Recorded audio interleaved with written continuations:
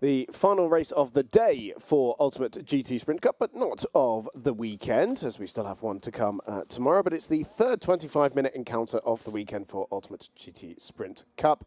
And so, look, the drivers we saw out in race 1 this morning have got very different conditions to what they met there.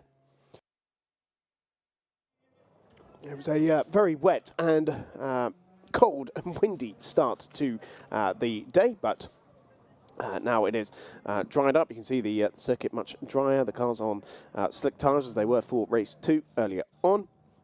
And it will be Hugo Chevalier back on pole position once again in the guest-entered ex-Lucas Auer Mercedes AMG DTM car, the C63 from 2018. But this time we'll get to utilise its full potential, driving it in the dry.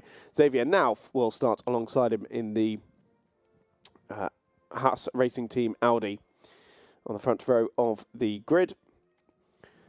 In race 2, we did seem to settle quite a few championships, but we'll have those confirmed in race 4 tomorrow. So UCS3 and Porsche Cup, it looks to be, and UCS2 as well with Eric Mouet closing in on Alfredo Hernandez. But we did most definitely crown Francesco Azzori our overall champion of Ultimate GT Sprint Cup in race 2 earlier on. But he is not taking part in this third race. He only does 2 races per weekend. So we'll see him out tomorrow. But we have the Renault RSO 1 repaired after its retirement from race 2 earlier on today. Franck Desautaux due to go from the second row of the grid.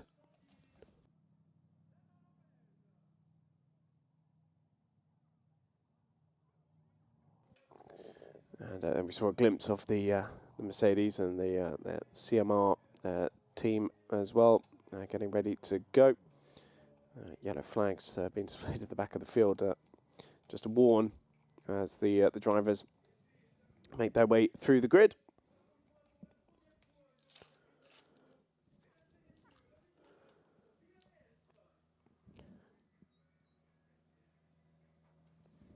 So once again, Mercedes and Audi on the front row of the grid. The Porsche Cup battle, once again led by Carl van der Westen. He was the winner on the road in race number 1 this morning.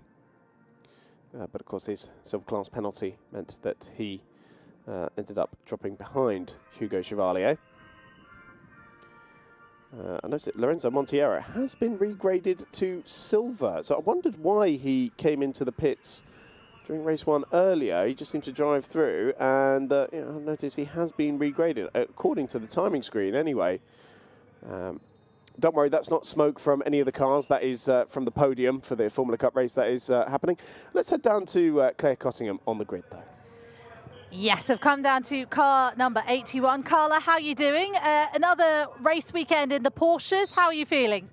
Yes, this time for me it's first time without the ABS, so I have to feel everything, the brake. So yeah, I'm enjoying all the track, and yeah, I just want to discover the car and to see how it goes. But I have a lot of pressure, so I'm very happy. How much more difficult is it doing it all manually? The fact is, are you going to find out? Sorry? Are you going to find out in the race? Yeah, no, I saw it this morning. When you are in battle, it's very complicated because you cannot go over someone at the braking point. So yeah, you have to find another way to go over the others. Okay, well, we'll let you go. Good luck. Thank you very much. Okay, racing getting underway. I'm so sorry. I'll let you go chat to Carla. They've got to talk to the drivers before they get going. But we are going to go racing now, of course, for the next sprint race, the third of the weekend. One more after this, but let's go racing. Let's go racing indeed, is the order of the day. Although there is a Ligier that is still making its way around the track. The number 72 car, by the looks of it. Nathan Posmentier, who was the winner in UCS Light in both races 1 and 2, but he's actually still making his way around the track, which is rather unusual. Hopefully he makes it to the back of the field, but we're going to go whether he's there or not, by the looks of it. So, yeah, interesting one there. You can just see the light starting to fade here. We are approaching 5 o'clock local time. There's Nathan Posmentier, and he's now being ushered. Quick, get to the back of the grid. And it will be to the back of the grid, because he was due to start from 16th position, but he will be put onto the back of the grid. And he's arrived just in time for that 15-second port to come out. So nail-biting stuff for Nathan Posmentier. I'm not sure if he was just released late into the reconnaissance lap, but regardless, he's made it to the back of the grid. So he joins his driving teammate, Andrei Safiritos, on the back row of the grid in the Porsche Cayman. So the safety car leads us away on the formation lap. Hugo Chevalier waits for the green flag to be displayed. So Hugo Chevalier will start on pole position in the DeBard Automobiles by Racetivity run Mercedes. Eventually gets going. Xavier Nauf in the Haas Racing Audi starts alongside him. Carl van der Westen on Porsche Cup pole position for 2B Autosport, and then Franck Desertou in the AB Sport Auto Renault RS01. Second in Porsche Cup is Seb Lejoux in his eponymous team. UCS3 pole position is Lorenzo Montiero from SR&R. Olivier Morahan in his new Mercedes GT3 car, switching over from the Corvette, starts in 7th. Alexis Berthet in UCS2 pole position is in 8th position in the Lamborghini Supertrofeo from CMR. Eric Mouet in the CMR run Ginetta starts next to him, and then Lionel Rigaud, third of the Porsche Cup runners, ahead of Carla DeBard, who Claire was talking to on the grid. UCS3 battle continues with Patrick Michelier and Frederic Lacour from both CMR and Racing Spirit of Le Mans respectively. UCS4 has been dominated by Julien Goujan in the speed car Audi. He lines up on pole position 14th overall. Georgios Caban in the second of the Super Trofeos is 15th. Nathan Posmentier was due to start from 16th, but is now at the back of the grid and is now under investigation for not following the start procedure. So that promotes Paul Benazet in the 54 Porsche. Then comes Francois Denis in the second of the UCS4 cars. Raul Marchisio is now the front runner in UCS Light, the number 62 drive-in Ligier. Adrian Stern in the number 6 CMR Ginetta. Dominique Guillaumeau in the previous generation Porsche Cup. Pierre Arroux, André Spiritos, Cedric Toisson, and Cedric Toisson is absent from the grid, actually. So then it will be Nathan Posmentier.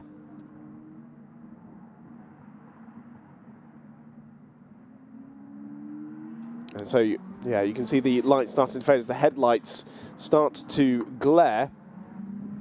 As, we haven't had much light all day, thanks to the overcast weather we've had all day. But night time is definitely approaching. So one last opportunity of the day for these drivers to score points. They will be out tomorrow morning, of course. So a slight reprieve. Normally they have to cram all 4 of their races into one day, but they're getting a slight break.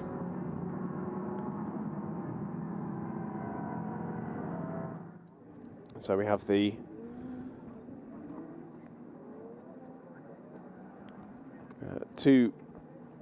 kart formation to get us underway. There'll be another rolling start. One would anticipate Hugo Chevalier will drive off into the distance, because he does have to serve his silver class stop-go penalty, which won't be a factor next year, but for these final 2 races of 2024, still very much the case that Hugo Chevalier will have to do, and now Lorenzo Montiero as well, whereas Carl van der Westen has usually they prefer to take their penalty post-race.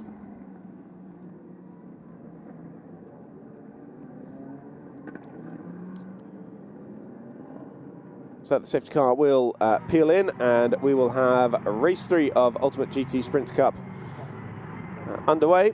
Hugo Chevalier and Xavier Nauf on the front row of the grid. As we have the green flag wave. And race 3 is underway. Hugo Chevalier puts his foot to the floor and unleashes the 500 brake horsepower DTM car, but it's Carl van der Westen who seems to have gotten the jump on Xavier Nauf and is going on the inside towards the first corner. He better be careful because he might well end up losing the Porsche Cup lead to Seb Lejeune. Not quite, although Lejeune was able to make up a spot there on Franck Deserteau, and the Frenchman is trying to go back at his countryman on the inside. Oh, big lunge for Seb Lejeune seemed to cut the inside of turn number 3 there to take the Porsche Cup lead. Away from Carl van der Westen. Not sure if that's going to be looked at by race controls. Lorenzo Montiero tries to get up on the inside of Franck Deserteau into turn number 6. But there was no way through for him there, so they make their way onto the Mistral for the first time. But still the Portuguese driver who trails, but Carl van der Westen coming back at Sébastien Lejeune, and Lejeune goes straight off across the road at the Mistral chicane. Now he'll come out in front of the Audi if he's not careful. He's going to have to yield that, and he'll probably have to yield the spot to Carl van der Westen as well.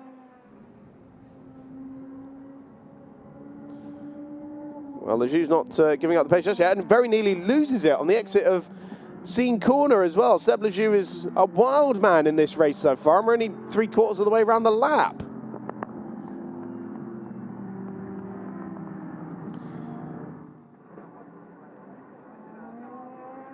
Well, the Audi's caught up to him, and Seb Lejeune does rather walk him through the door. I doubt he'll be quite as easy going with van der Westen behind him.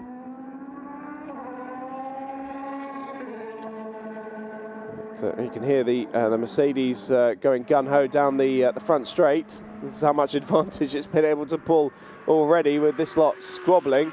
7.3 seconds before Xavier Nauf ended up crossing the line.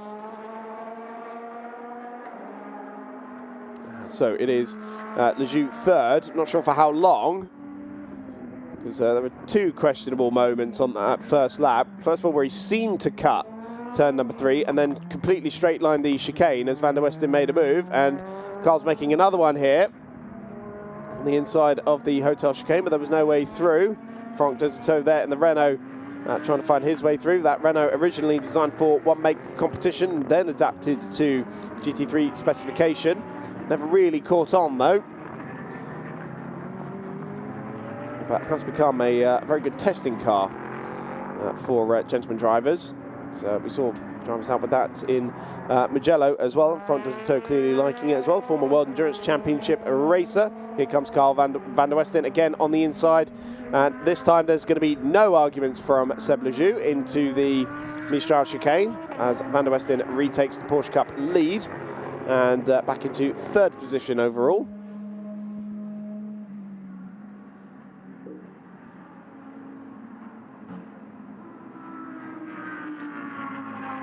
So through Scene corner, see Lorenzo Montiero just on the back of that about. Alexis Bertet still holds the lead in UCS2. And now on the inside, Franck Deserteau makes his move on Seb Lejeune, who tries to come back at his countryman into Le Bousset, but no way through.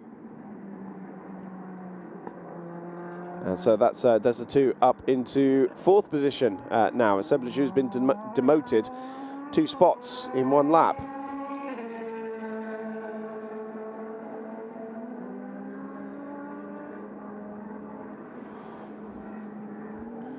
So we'll see if Deserteau can do anything about Carl van der Westen in front of him. It's Alexis Bertet behind Olivier Morahan. Carla de Bard is third of the Porsche Cup runners, so she's jumped ahead of Lionel Rigaud and Frédéric Lacour so far in this race, and is in 9th position overall. And Julien Gougat continues to lead in UCS4. Nathan Posmentier has wasted no time in getting back up to the front of the field in UCS Light. He's already 16th and leading. Oh, but a black flag, though, for Nathan Posmentier. Right as I said that, that's almost worse than the commentator's curse I did on Julien Lemoine in Hockenheim. where I said he was the leader in LMP3, and then it immediately cut to him in the gravel trap. But black flag for that car, the number 73. Now that must be related to the start procedure where he was so late joining the grid. Maybe that is related to the timing of exiting the pit lane. I can only assume that's why it ended up so late to the grid. But yeah, a black flag for the UCS Light leader. It's taken 2 wins so far this weekend, but it will not be a third in this one. So Raul Marchisio will take back the lead of UCS Light. Raul Marchisio back with us, back in the Ultimate Cup paddock, having raced in Legends earlier this year. And I was reading about Raul Marchisio, who seems to have had quite an extraordinary life. The Italian, who's now known as the Monaco-based supercar dealer, but seems to have always been linked. Oh, well, we have a move for third position with Franck Desertot making his way past Carl van der Westen, so that's third position now, but no change in the class positions there.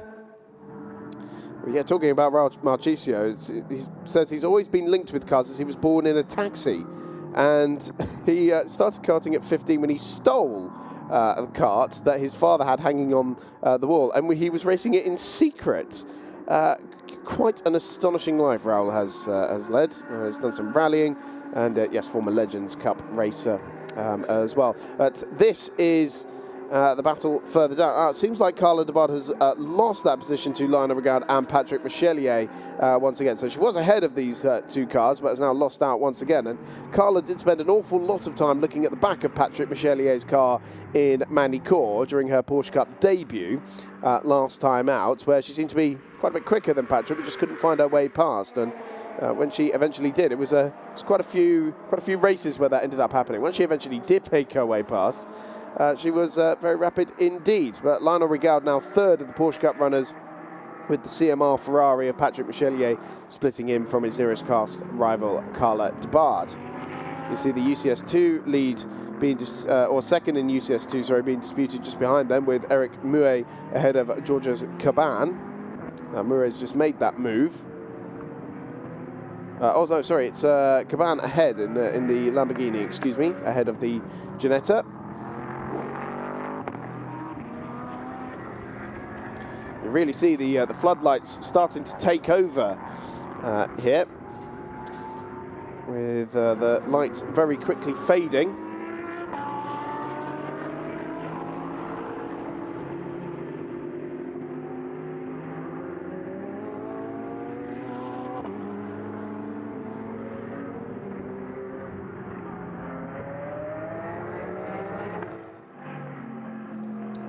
So there is Frédéric Lacour way up the road from Patrick Michelier, his nearest UCS3 rival.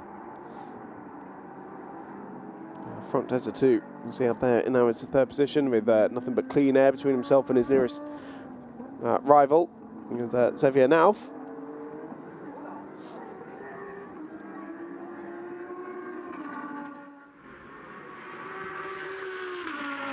16.5 minutes left on the clock as Desertot comes across the line in third position, ahead of Carl van der Westen. And he's put a bit of daylight between himself and Seb Lejeune, some 4 seconds now, with Lorenzo Monteiro 2 seconds back.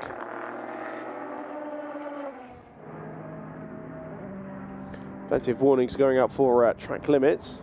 You won't be surprised to hear.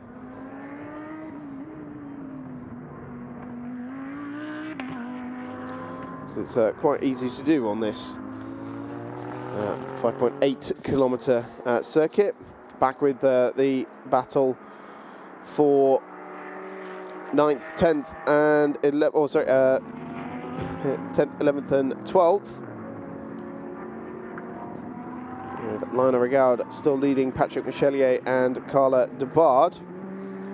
Of course, GP Racing, that number 89 car, and there will be out in the GT Endurance race tomorrow. Lionel Regard making his third appearance of the season in the Ultimate Cup after appearing in the Trofeo GTS meetings in Portimao and Mugello. and Patrick Michelier, former teammate to Alexis Bertet in GT2 European Series. And in fact, they were racing the Super Trofeo together in the first time we were here at Paul Ricard back in March. A class winner so far this year. One win to his name in Mugello. It's his 4th outing of the season after appearances in Hockenheim, Mugello, and last time out in Magny-Cours.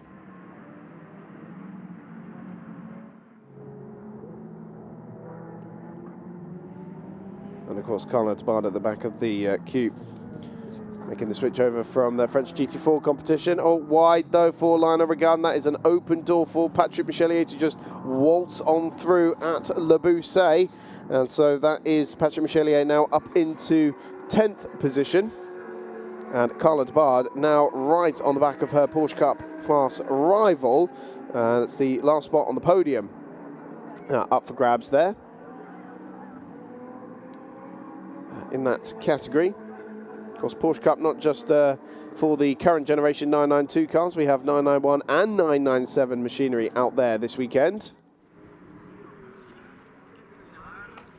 So Tabard right in the slipstream and flashing the headlights. Under the tutelage of Hugo Chevalier this weekend is Tabard. Simon Gachet, usually her coach in French GT4.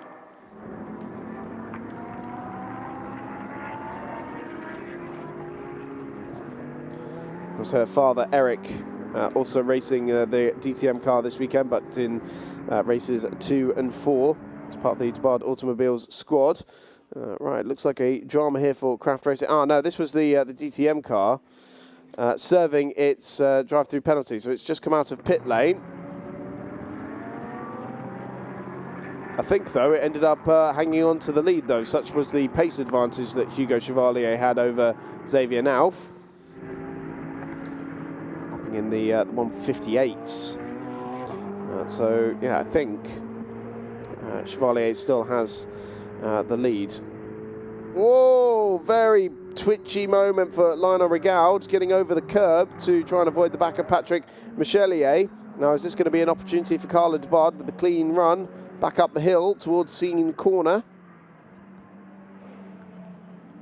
She's flashing the lights again. This is allowing Eric Mouet to close in slightly. He's now taken 2nd in UCS2. But Patrick Michelier, having made that move right here a couple of laps ago on Lionel Rigaud, he has not exactly pulled away. So Rigaud was right on Michelier's back bumper, braking for the Mistral chicane.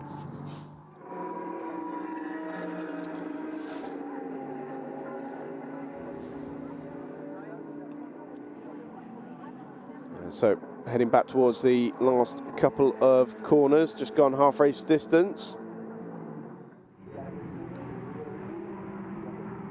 And Tabard's still not quite able to find her way through. You see quite a bit of daylight between themselves and the next car at the road, which is Frédéric Lacour, 2nd of the UCS3 runners for Racing Spirit of Le Mans.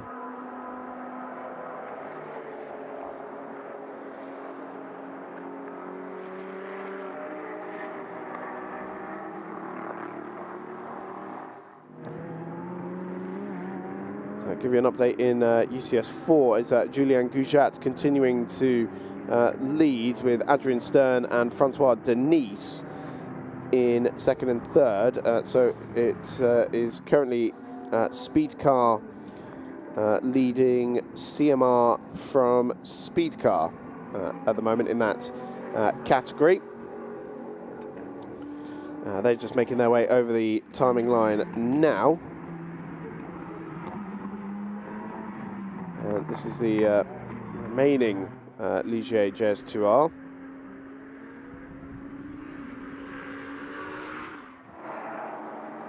Of Raul Marchisio. There'll only be 2 drivers in UCS left, with Andre Sefiritos in the Porsche Cayman. Also from driving out there, but Marchisio about to get lapped by the race leader. There he goes. If you want to know the different, 158 is Hugo Chevalier's best lap for Raul Marchisio, 221, which he did last time around. And that is the pace difference between Gestuar, which is no slouch. I'd certainly be a bit nervous driving one of those cars.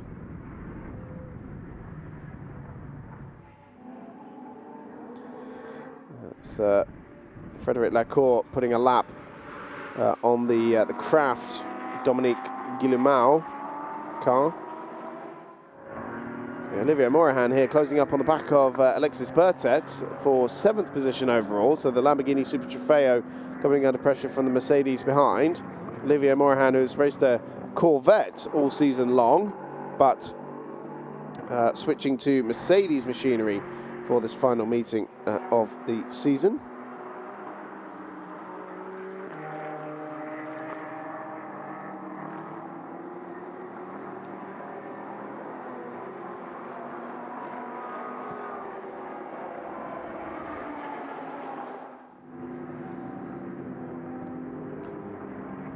Georgios Caban there, who is, that is full position. Julien Goujar, the UCS4 race leader, has got so much speed against Georgios Caban that the GT4 car is troubling the Super Trofeo for overall position, which is quite extraordinary. And very nearly went through, drew an overlap through turn number 7.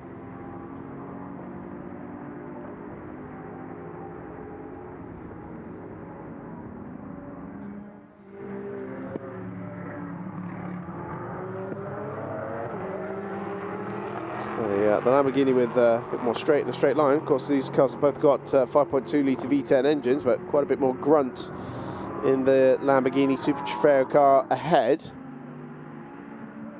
See, Eric Mouet there has closed up onto the back of Carla Debard, so it's now a 4-car train squabbling over 10th position overall, just up the road from this battle.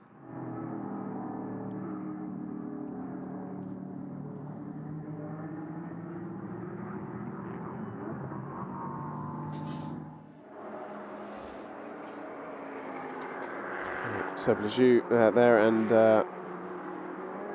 Alexis Bertet and Olivier Morahan. Well, Bertet getting a little crossed up through the first chicane. That allows Morahan to close back in.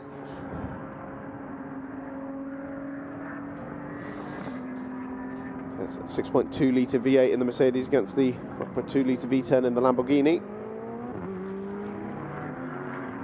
The GT3 car should, in theory, be a little bit faster. Although, that being said, the Super Trofeo machinery has at times outpaced GT3 cars in certain events.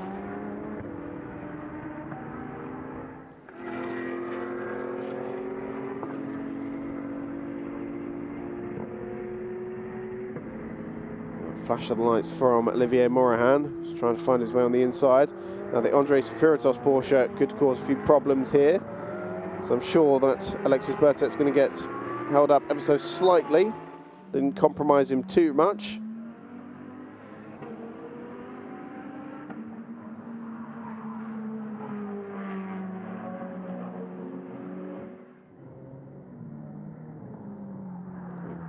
Seb Lejeune holding on to second in Porsche Cup. UCS2 leader, Alexis Bertet. This is Hugo Chevalier. You see the side exhaust there. They're almost in the door on that car, and it started glowing red just there as he was on the brakes. And then every now and again a lick of flame on the downshift as well. Watch the DRS pop open here. There it goes. That's an extra 15 kilometers an hour that Chevalier will be gaining down the Mistral. Of course, no rule saying you can't use DRS in Ultimate GT Sprint Cup. So they're using all the bells and whistles of that C63, the ex-Lucas Auer car that the Austrian took wins at the Nürburgring and Hockenheim and the Lausitzring with in 2018 in its 2018 specification. And like the Matek Ford GT that Chevalier and Debard raced in Manicourt, all the original stickers, just as it was left in its final contemporary race. The only difference is the mandatory Ultimate Cup number panel on the side.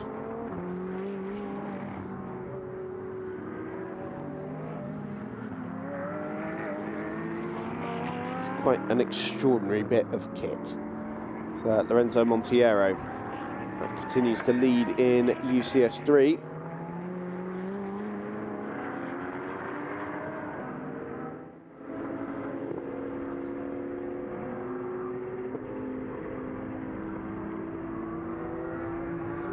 Hop, skip and a jump over the curbs. Of course, Lorenzo was hoping to challenge his teammate Lars Schofield for the UCS 3 championship, but their weekend together was rather undone after Lars Schofield was hit up the rear in race number 1. But this battle for 10th position continues on. Still Michelier leads Rigaud, leads Debard, leads Mouet.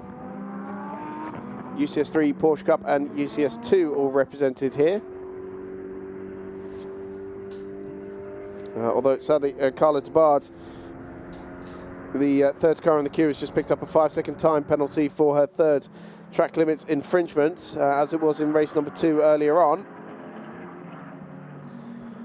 And so even if she passes Lionel Rigaud, she might lose the class podium unless she pulls 5 seconds over Rigaud by the end of the race. Only 3.5 minutes left on the clock as well, considering that Patrick Michelier is directly in front of them as well. It's not looking too promising now. Oh, with a cracking move on the inside of Le Bousset, though. Lionel Rigaud is not taking that lying down at all, and does manage to hang on to the spot. But great bit of wheel-to-wheel there between the two Porsche Cup rivals.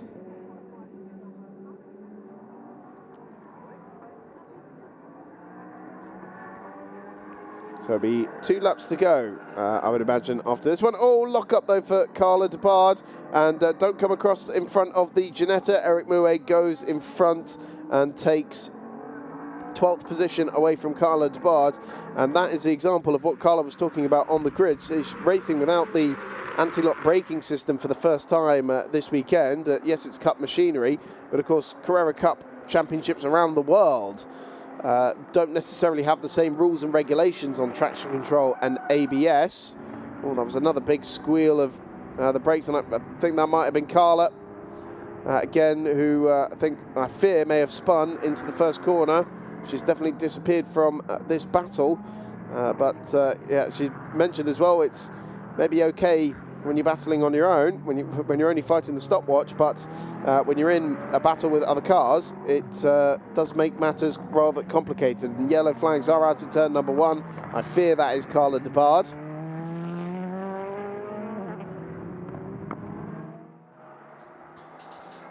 Yep, and there is Carla Debard, sadly stranded by the looks of it at turn number 1. So we heard the tyre squeal. Looks like she's locked up and spun the car. Well, there is a little bit of life left in it. She sort of crept forward and hopefully can rejoin the race.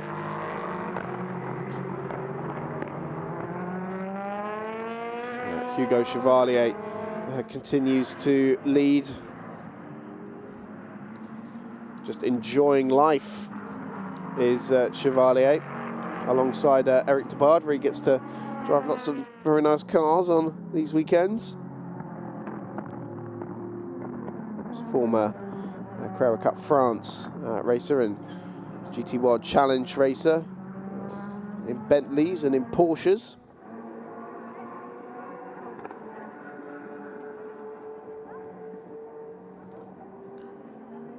And coming up to lap now, that Lionel Rigaud and Patrick Michelier and Eric Mouet. So Eric Mouet's made his way through on Lionel Rigaud as well into 11th. So that's going to be up to 10th that Hugo Chevalier will put a lap on, and he's about to start his final lap of the race.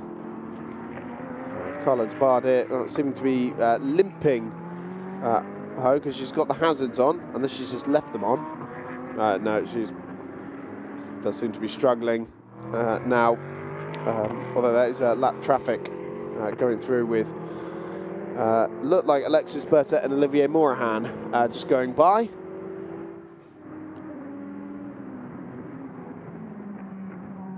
As the timer hits 0, so Hugo Chevalier is on his final lap, coming through turn number 5 for the final time. And look, that's the advantage he has, because Xavier Nauf is only just coming out of the final corner towards the timing line now, while Hugo Chevalier is on the Mistral. So they're on almost completely opposite ends of the circuit. It's almost half a lap that Chevalier has. 45 seconds now.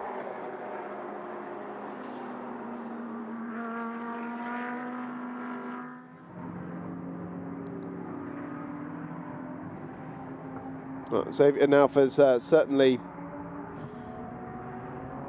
had some good preparation here for the GT Endurance race on Sunday. And of course, doing that to prepare with Gregory Savet for the Golf 12-hour. Another 5-second time penalty has gone out to Lorenzo Monteiro, but that will not affect his overall position at all, as he's well clear of Alexis Bertet. So that track limits penalty will make no odds. 11.9 seconds is his lead, and Bertet's just gone over the line. Even here, you can still hear that DTM car echoing around the circuit. Absolutely incredible. Absolutely loved having that car out so far this weekend. Everyone's just been so fascinated by it, wants to see it in action, because we miss now old Class 1 DTM machinery.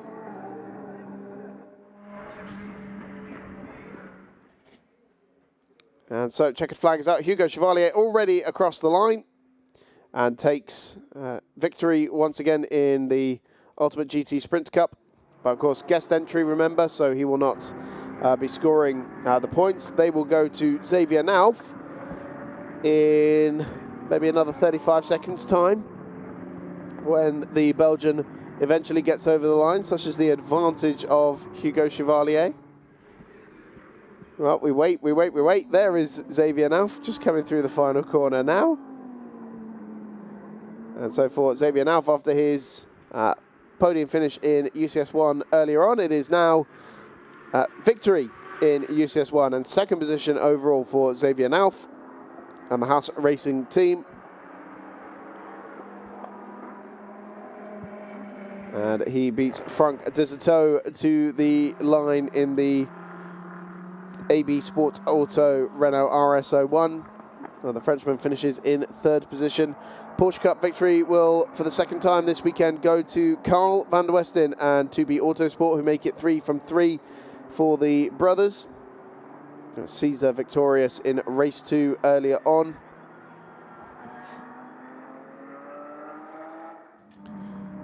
Lorenzo Monteiro finishes in, well, he inherits fourth position overall after Carl van der Westen's silver class penalty, but it's the UCS3 win for Lorenzo Monteiro. Actually, the time screen updates again, because of course Lorenzo Monteiro now takes a silver class penalty as well. So it's Alexis Bertet with the UCS2 win and fifth position overall, ahead of Olivier Morahan. And Frederic Lacour takes the UCS3 win after Lorenzo Monteiro's penalty, with Seb Lejoux between them, second of the Porsche Cup runners. Second in UCS2, Eric Mouet completing the top 10. Patrick Michelier completing the UCS3 podium. Lionel Rigaud third of the Porsche Cup runners. Georges Caban third in UCS2. UCS4, once again for the third time this weekend, won by Julien Gouin, ahead of Adrian Stern.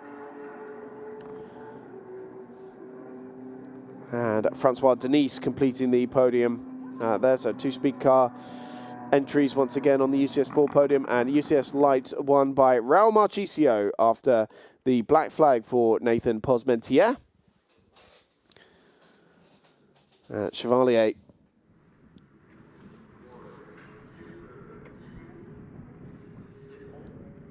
into Parc Fermé. Very much just enjoying driving this car, I'm sure. 49.5 seconds in the end was Chevalier's advantage. Franck Desertot completing the overall podium. But Olivier Morahan once again on the UCS 1 podium.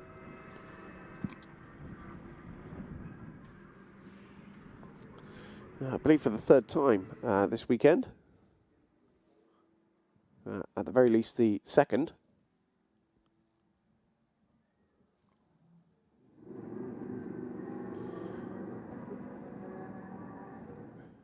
So yeah, 20-second time penalties being confirmed for Lorenzo Monteiro and Carl van der Westen. And so Lorenzo Monteiro sadly hadn't quite built enough of a gap to Frédéric Lacour. It was only 3 seconds away in the end to get the, or less than that, 2.5, to surpass that time penalty and hang on to the UCS 3 win. So for Frédéric Lacour, in the number 91 car, second in the championship. It is a 5th win of the season in class and the Racing Spirit of Le Mans crew.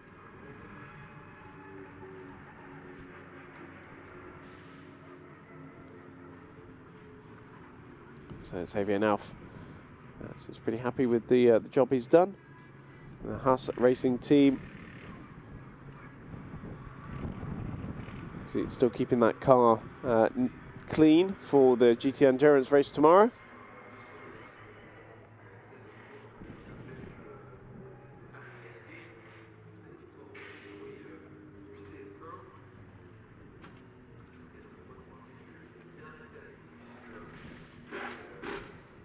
First time on the podium for Franck Desertot as well this weekend.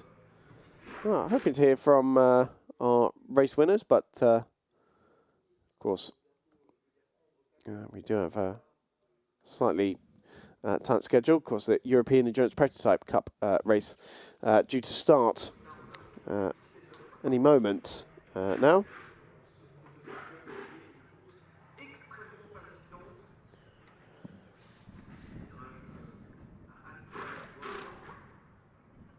And so Claire Cottingham has found our race winner. Let's very quickly hear from him.